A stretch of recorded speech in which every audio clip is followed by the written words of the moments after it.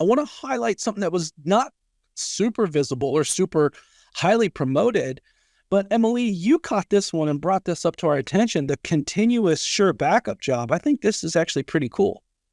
Yeah, absolutely. I mean, the fact that you could have this running in the background, especially when you want to be able to leverage, maybe you have resources that aren't being consumed during different hours of the day.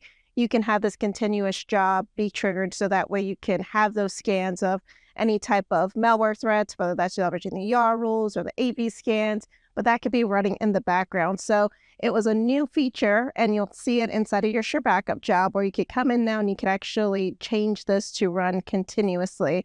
And it'll essentially leverage the resources more efficiently. So super great to be able to leverage this, especially if try to test across a large amount of data sets, or if you're trying to run the random portion of it where we're picking up random virtual machines.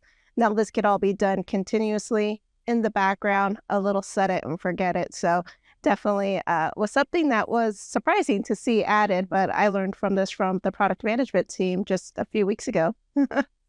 Yeah, in fact, it's super attractive when you put together the recent capability of Sure Backup will do the malware scan or the YARA rule scan. And then with the recent addition of randomizing, that is awesome. It's almost like a continuous random audit of your data under management by Veeam for threats, for YARA violations, making a rule of looking for social security numbers or credit card numbers or any other identifiable information in your environment.